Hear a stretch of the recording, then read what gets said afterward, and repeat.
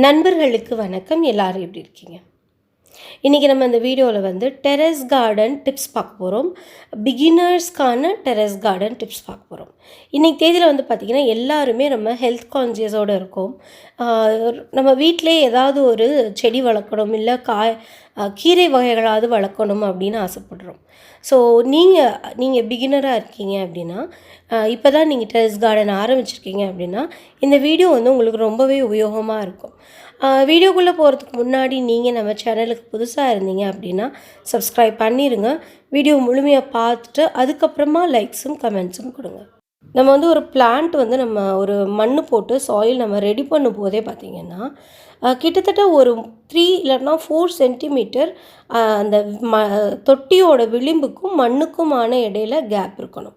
So அந்த மாதிரி நம்ம தண்ணி ஊற்றும் போது நிதானமாக தண்ணி உள்ளே இறங்கும். அந்த ஃபுல்லாக நம்ம நிறைச்ச தண்ணி ஊற்றினோம்னா கீழே மெதுவாக தண்ணி போயிடும். இதே வந்து நீங்கள் சாயில் வந்து அந்த அந்த தொட்டியோட வாய் வரைக்கும் விளிம்பு வரைக்கும் இருந்துச்சு அப்படின்னா நம்ம தண்ணி ஊற்றும் போது எல்லா தண்ணியும் கீழே போயிடும். அப்போ வந்து மண்ணும் அரிக்கும். அதுக்கப்புறம் பார்த்திங்கன்னா இந்த பிளான்ட்டுக்கு தேவையான தண்ணி கிடைக்காது. இப்போ நம்ம முழுமைக்கும் மேலே நம்ம இந்த மாதிரி கேப் விட்டு தண்ணி ஊற்றும் போது நல்லா நிதானமாக அந்த தண்ணி கீழே இறங்கி அதுக்கு போதுமான அளவுக்கு தண்ணி வந்து கீழே வரைக்கும் போய் சேரும். பிளான்ட்டில் பார்த்திங்கன்னா இந்த மாதிரி நிறையா காய்ந்த இலைகள் விழுந்திருக்கும். நீங்கள் இந்த காய்ந்த இலைகளை வந்து அப்படியே விட்டுட்டோம் அப்படின்னா அஃப்கோர்ஸ் வந்து நீங்கள் அந்த மல்ச்சிங் மாதிரி ஆகும். பட் வந்து எல்லா பிளான்ட்டுக்கும் வந்து மல்ச்சிங் தேவையில்லை, எல்லா காலத்துலேயும் மல்ச்சிங் தேவையில்லை. நல்ல வெயில் காலத்தில் மட்டும்தான் மேலே வந்து நம்ம அந்த மல்ச்சிங்ன்ற மூடாக்கு அந்த மாதிரி போடுவோம். அதர்வைஸ் வந்து நம்ம அந்த மழை காலத்துலேயோ ஈரம் நிறையா இருக்கிற காலத்துலேயோ இந்த மாதிரி மேலே இலைகள் இருந்ததுன்னா என்ன ஆகும் அப்படின்னா ஃபங்கஸ் வந்து அந்த இலைகளில் வந்து உட்காந்து அது வந்து இந்த மண்ணுக்குள்ளே போயிடும். ஸோ இந்த காய்ந்த இலைகள் மேலே கிடக்கிற அந்த காய்ந்த இலைகள் மூலியமாக ஃபங்கஸ் அட்டாக் ஆகி அது சாயில்குள்ளே போய் அந்த ரூட்டை அஃபெக்ட் பண்ணி செடி வந்து கொஞ்சம் கொஞ்சமாக ஃபங்கஸ் அட்டாக் ஆகி வீணாக போக ஆரம்பிச்சிடும். ஸோ முடிஞ்ச வரைக்கும் இந்த மேலே இருக்க மண்ணை க்ளீனாக வச்சுக்க பாருங்கள். அதுக்கப்புறம் பார்த்திங்கன்னா இந்த வீடு இருக்கும் இல்லையா, களைச்செடிகள் வந்து எப்போவுமே தொட்டியில் நான்ஸ்டாப்பாக வந்துக்கிட்டே இருக்கும். இந்த களைச்செடிகளை வந்து நம்ம சின்னதாக இருக்கும்போதே கைகளால் ரிமூவ் பண்ணிடுங்க. அப்படி இல்லை அப்படின்னா அது ரொம்ப பெருசாகிடும், கையால் ரிமூவ் பண்ண முடியாது. கையால் ரிமூவ் பண்ண முடியாதப்போ நம்ம அந்த களை கொத்தியோ எதையோ யூஸ் பண்ணுவோம். அந்த நேரத்தில் என்ன ஆகும்னா வேர் வராது, மேலே இருக்க பகுதி மட்டும்தான் வரும். ஸோ நீங்கள் வேரோடு எடுக்கலை அப்படின்னா திரும்ப திரும்ப திரும்ப திரும்ப அந்த செடி வந்து வளர்ந்துக்கிட்டே இருக்கும். நம்ம வளர்க்குற செடிக்கு கொடுக்குற சத்து எல்லாமே இந்த களைச்செடிகளுக்கு போய் சேர்ந்துடும். ஸோ முடிஞ்ச வரைக்கும் நீங்கள் வந்து களைகளை கைகளால் எடுங்க. வேறு எந்த ஒரு இரும்பு களைக்கொத்தி கத்தி இந்த மாதிரி யூஸ் பண்ணி அதை எடுக்காதீங்க. முடிஞ்ச வரைக்கும் தொட்டி வந்து ட்ரைனேஜ் வந்து ப்ராப்பராக இருக்கணும்.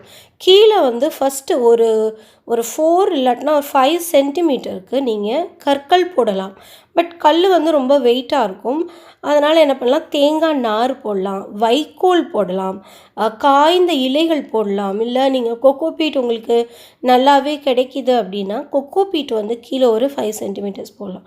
இப்படி போகும்போது என்ன ஆகும்னா கீழே தண்ணி டெபாசிட் ஆகாமல் சீக்கிரமாக அந்த ட்ரைனேஜ் ப்ராப்பராக ஆகி தண்ணி வந்து உங்களுக்கு செடியும் எல்லாம் ஹெல்த்தியாக இருக்கும். அந்த கீழே போகும்போதும் நல்லா ஃபாஸ்ட்டாக தண்ணி கீழே போயிடும். கீழே தண்ணி தேங்கி அப்படியே நிற்காது. இந்த மாதிரி பெரனியல் பிளான்ட்டுன்னு வச்சுக்கோங்க. இப்போ வந்து இது நைட் குயின், அப்புறம் பார்த்திங்கன்னா அந்த வாடா, செம்பருத்தி செடி, நந்தியாவட்டை, இதெல்லாம் வந்து பார்த்திங்கன்னா பெர்மனன்ட் பிளான்ட்டு. ஒன்ஸ் வச்சுட்டா அது ஒரு 10-15 வருஷம் இருக்கும். அதில் வந்து நம்ம சீட் கலெக்ட் பண்ணணும் அப்படின்னு அவசியம் இல்லை. பூக்களை வந்து நம்ம டெட் ஹெட் பண்ணணும் அப்படின்னு அவசியம் இல்லை. பட் வந்து இதில் வந்து பார்த்திங்கன்னா சீசனல் பிளான்ஸ்லலாம் வந்து பார்த்திங்கன்னா விதைகளை நம்ம கலெக்ட் பண்ணணும். இப்போ வந்து பூ ஆல்மோஸ்ட் இதோட சீசன் வந்து முடிய போகுது ஜெரேனியமுக்கு. ஸோ வந்து இதோட சீடு வந்து நம்ம கலெக்ட் பண்ணலாம்.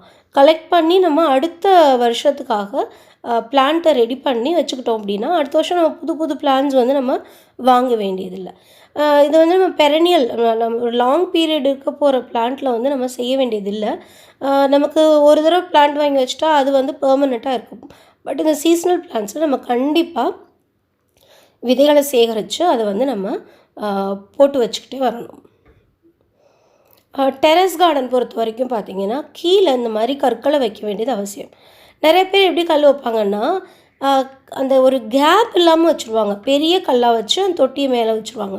அப்படி இல்லாமல் இந்த மாதிரி 3 கல் வச்சு வைக்கும்போது அந்த கீழே இருக்க ஹோலில் ஓப்பனாக இருக்கும், கீழ்ப்பக்கமாக ஓப்பனாக இருக்கும். ஸோ கீழ்ப்பக்கம் ஓப்பனாக இருக்கும்போது கீழ் வழியாக அந்த காற்று அந்த கீழே நம்ம ட்ரைனேஜ்க்காக போட்டிருக்கோம் இல்லையா ஹோலு, அது வழியாக உள்ளே போகும். ஸோ கீழே இருக்க அந்த ட்ரைனேஜ் ஹோலை வந்து மூடாத மாதிரி கல் வைக்கணும். இந்த மாதிரி 3 கல் இல்லைன்னா 4 கல் வச்சு அந்த ட்ரைனேஜ் ஹோலை மூடாத மாதிரி வைக்கணும்.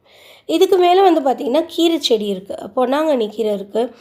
எதுக்காக இந்த மாதிரி போட்டு வச்சுருக்கோம் அப்படின்னா வந்து அந்த இடத்துல வந்து நம்ம வந்து நான் முதலே சொன்ன மாதிரி மல்ச்சிங் என்னால் போட முடியல. ஏன்னா மல்ச்சிங் போட்டால் அங்கே ஃபங்கஸ் அட்டாக் ஆகிடுது. ஸோ அதனால் என்ன பண்ணலாம், கீழே இந்த மாதிரி செடிகளை வந்து நான் வளர்த்துட்ருக்கேன். கீழே இந்த மாதிரி செடிகள் வளர்க்கும்போது அது வந்து அஃப்கோர்ஸ் வந்து அந்த வாட்டரையும் சேவ் பண்ணி வச்சுக்குது. சேம் டைம் அந்த மாதிரி ஃபங்கஸ் அட்டாக்கும் ஆகாது. ஏன்னா லைவ் பிளான்ட்டாக இருக்கிறதுனால ஃபங்கஸ் அட்டாக்கும் ஆகாது. தோட்டத்தில் வந்து கண்டிப்பாக காய்கறி செடிகள் நீங்கள் வைக்கிறீங்க அப்படின்னா அங்கே பூச்செடி வைக்கிறது ரொம்ப ரொம்ப அவசியம். காய்கறி செடிகளில் பூக்கள் வந்ததுக்கப்புறமா மகரந்த சேர்க்கை நடக்கணும் அப்படின்னா நமக்கு வந்து ஹனிபீஸையோ இல்லை பிற பூச்சிகளையோ நம்ம அட்ராக்ட் பண்ணணும். அந்த மாதிரி அட்ராக்ட் பண்ணுறதுக்கு ஃப்ளவர்ஸ் வந்து ரொம்ப ரொம்ப முக்கியம். Specially yellow colour flowers. இந்த மாதிரி எல்லோ கனகாம்பரம் எனக்கு எப்போவுமே இருக்கும், 12 மாதம் பூத்துக்கிட்டே இருக்கும். அதுக்கப்புறம் பார்த்திங்கன்னா மேரிகோல்டு, செவ்வந்திப்பூ, இந்த மாதிரி பூக்கள்லாம் நம்ம எல்லோ கலர் இருக்க பூக்களை வந்து நம்ம வச்சுட்டே இருக்கும்போது எப்போவும் எல்லோ கலர் பூக்கள் நம்ம கார்டனில் இருக்கும்போது மகரந்த சேர்க்கை ரொம்ப ஈஸியாக நடக்கும். அந்த பீஸ் அட்ராக்ட் ஆகி வாரத்தில் ஒரு தடவை பார்த்திங்கன்னா நீங்கள் டெரஸ் கார்டனில் மண்ணை இந்த மாதிரி கொத்தி விடணும். மண்ணை இந்த மாதிரி கொத்தி விடும்போது அந்த பிளான்ட்டுக்கு நல்ல ஏரேஷன் கிடைக்கும். நல்ல ஒரு காற்று வந்து அதோட வேருக்கு போயிட்டு வந்துக்கிட்டு இருக்கும். ஸோ அந்த மாதிரி ஏரேஷன் கிடைக்கும்போது பிளான்ட் இன்னும் ரொம்ப நல்லா ஹெல்த்தியாக வளரும் இந்த பிளான்ட்டு. நீங்கள் உரம் போடும்போது கூட என்ன செய்யணும் அப்படின்னா இந்த மேல் மண்ணை எடுத்துட்டு அதே மண்ணோடையே உரத்தை ஆட் பண்ணிவிட்டு திரும்ப அந்த மண்ணை போட்டு வச்சிடலாம். ஸோ இந்த மாதிரி பண்ணும்போது ஈவனாக எல்லா இடத்துலையுமே கூட உரம் பரவும், ஒரே இடத்துக்கு போகாமல் எல்லா இடத்துக்கும் பரவும். நீங்கள் அந்த மாதிரி பண்ணி பாருங்கள். இந்த மாதிரி எடுத்து விடும்போது என்ன ஆகும்னா நீங்கள் வந்து ரொம்ப ஹார்டாக உள்ளே டீப்பாக போகாதீங்க. ரொம்ப டீப்பாக போகும்போது மண்புழுக்கள் இருந்துச்சு அப்படின்னா அது கொஞ்சம் டேமேஜ் ஆகிடும். ஸோ மேலே இருக்கிற மண்ணை மட்டும் ட்விஸ்ட் பண்ணிவிடுங்க. ரொம்ப உள்ளே இருக்க மண்ணெல்லாம் போட்டு நீங்கள் கிளற வேண்டாம். ஸோ மண்புழுங்கிறது ரொம்ப ரொம்ப நம்ம கார்டனில் அவசியம். ஸோ மேலே இருக்கிறத மட்டும் லைட்டாக கிளறி விடுங்க, இல்லாட்டினா மண்புழு அஃபெக்ட் ஆகிடும். டெரஸ் கார்டன் அப்படின்னாலே உங்களுக்கு வந்து கண்டெய்னர் கார்டன் தான். கண்டெய்னரில் வந்து பாட்டில் வந்து பார்த்திங்கன்னா பெஸ்ட்டு வந்து மண் தொட்டி தான். மண் தொட்டி தான் ரொம்ப போரஸாக இருக்கும். நம்ம தண்ணி ஊற்றுனா அட்லீஸ்ட் ஒரு 2-3 ஹவர்ஸில் அந்த தண்ணியெல்லாம் நல்லா ட்ரெயின் ஆகிட்டு நல்ல போரஸாக இருக்கும். அந்த செடிக்கு வேணுங்கிற ஒரு டெம்பரேச்சரை, அந்த ரூட்ஸ்க்கு வேணுங்கிற ஒரு டெம்பரேச்சரை இந்த மண் தொட்டியால் மட்டும்தான் கொடுக்க முடியும். But at the same time வந்து பார்த்திங்கன்னா அது ரொம்ப ஹெவியாக இருக்கும். நம்மளால் இங்கேயும் அங்கேயும் தூக்கி வைக்க முடியாது. நிறைய ப்ராக்டிக்கல் ப்ராப்ளம்ஸ் வரும், உடஞ்சி போகும். ரொம்ப மெயினான விஷயம் ரொம்பவே காஸ்ட்லி, அஃபோர்டபுள் கிடையாது. பட் வந்து அதான் பெஸ்ட்டு, மண் தொட்டி தான் பெஸ்ட்டு. பிளாஸ்டிக் பாட் அப்படின்னு எடுத்துக்கிட்டிங்கன்னா பிளாஸ்டிக் பாட்டுமே கூட டெரஸ் கார்டனை பொறுத்த வரைக்கும் ரொம்பவே பெஸ்ட்டு. ஒரு ஷேப்பில் இருக்கும். சேம் டைம் வந்து பார்த்திங்கன்னா ஈஸியாக நம்ம வந்து ஹேண்டில் பண்ணலாம் அந்த பிளாஸ்டிக் தொட்டியை. ஆனால் பிளாஸ்டிக் தொட்டியில் அந்த மண் தொட்டியில் இருக்கிற மாதிரி டெம்பரேச்சர் இருக்காது. டெம்பரேச்சர் கொஞ்சம் ஹையாக இருக்கும், கொஞ்சம் கூட இருக்கும், வார்ம்த் வந்து கொஞ்சம் கூட இருக்கும். ஸோ அதனால் என்ன பண்ணலான்னா கீழே ட்ரைனேஜ் ஹோல்ஸ்லாம் ப்ராப்பராக நம்ம மண் தொட்டியில் போடுற மாதிரி டபுள் டைம் அதில் ஒரு ஹோல் போட்டோம்னா இதில் வந்து 2 ஹோல் போடலாம். ஈவன் அந்த வால் இருக்கும் இல்லையா, அந்த சைடில் இருக்க அந்த இதில் கூட நீங்கள் வந்து ஓட்டை போட்டு விடலாம் அங்கங்கே. அப்படி ஓட்டை போட்டுருக்கும்போது நல்லா அந்த போரஸ் கொஞ்சம் கிடைக்கும். அந்த பிளான்ட்டுக்கு தேவையான டெம்பரேச்சர் அதுக்கு மெயின்டைன் ஆகும். ஸோ நல்லா முடிஞ்ச வரைக்கும் நல்லா ஹோல் போட்டு வச்சுக்கோங்க. இதே நம்ம சிமெண்ட் தொட்டியில் வைக்கிறோம் அப்படின்னா சிமெண்ட் தொட்டி வந்து பார்த்திங்கன்னா ரொம்ப நல்லது. மண் தொட்டிக்கு அப்புறம் சிமெண்ட் தொட்டி வந்து ரொம்ப நல்ல குட்டு. பட் வந்து மண் தொட்டியெல்லாம் விடவே சிமெண்ட் தொட்டி பயங்கர ஹெவியாக இருக்கும். நமக்கு டிரான்ஸ்பிளான்ட் பண்ணுறது கஷ்டம். ஒரு இடத்துல இருந்து இன்னொரு இடத்துல எடுத்து வைக்கிறது ரொம்ப கஷ்டம். ஸோ வந்து ரொம்ப ஹெவியாகவும் இருக்கும். பட் வந்து சிமெண்ட் தொட்டி பெஸ்ட். ரொம்ப நல்லா பிளான்ட் வளரும். இதை நம்ம எங்கே பண்ணலாம் என்ன பண்ணலாம் அப்படின்னா, உங்கள் வீட்டோட செவுரு ஓரத்தில் கீழே பில்லர் இருக்கும் இல்லையா, அந்த இடத்துல வச்சிங்கன்னா அந்த ஹெவினஸ்ஸை நம்ம அந்த வீட்டால் தாங்க முடியும். ஸோ வந்து நீங்கள் சைடில் நீங்கள் வைங்க. செடிகளுக்கு உரம் எப்படி போடலாம் அப்படின்னா, ஏதாவது ஒன்று போட்டுகிட்டே இருக்கலாம் நம்ம உரம் வந்து பார்த்திங்கன்னா. அந்த பூச்செடிகளுக்கெல்லாம் லெமன் இருக்கு இல்லையா, லெமனோட தோலை வந்து நீங்கள் போட்டு புதைச்சி வைக்கலாம். அது மிக்சியில் அரைச்சி அந்த தண்ணியை ஊற்றலாம். இல்லை காய வச்சு பவுட்ரு பண்ணி ஒவ்வொரு தடவையும் நீங்கள் மண் போடும்போது, சாயில் ப்ரிப்பேர் பண்ணும்போது அதோடு மிக்ஸ் பண்ணி போடலாம். உரங்கள் வந்து வித்தியாசமாக ஏதாவது ஒன்று நம்ம கொடுத்துக்கிட்டே இருக்கலாம் சாயிலில். நம்ம சாயில் ப்ரிப்பேர் பண்ணும்போதே நீங்கள் வந்து சாம்பல் ஆட் பண்ணலாம். சாம்பல் ஆட் பண்ணிங்கன்னா நல்ல பொட்டாசியம் ரிச்சாக இருக்கும். ஏதாவது பூச்சி இருந்தால் கூட அது போயிடும்.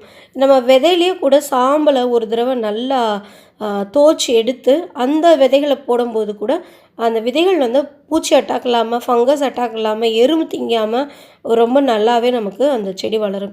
ஈவன் நம்ம உருளைக்கிழங்கு வந்து நம்ம விதைச்சோம்னா கூட உருளைக்கிழங்கு கட் பண்ணி சாம்பலில் நல்லா அப்படி தோய்ச்சி எடுத்துகிட்டு அந்த உருளைக்கிழங்கை நம்ம நட்டு வைக்கும்போது உருளைக்கிழங்கு வந்து எந்த இன்ஃபெக்ஷனுமே இல்லாமல் ரொம்ப சூப்பராக வரும்.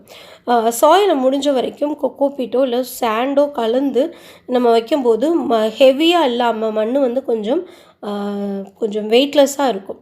நம்ம கூடவே கூட நம்ம தொழு உரம் இதெல்லாம் ஆட் பண்ணும்போது மண் வந்து நிறையா கிடைக்கும், குவான்டிட்டி நிறையா கிடைக்கும், சேம் டைம் வெயிட்லெஸ்ஸாக இருக்கும். எனக்கு இப்போதைக்கு ஞாபகம் இருக்கிற எல்லா டிப்ஸையுமே சொல்லிட்டேன். கூடிய சீக்கிரமாக இன்னொரு கார்டன் டிப்ஸ் வீடியோ போடுறேன்.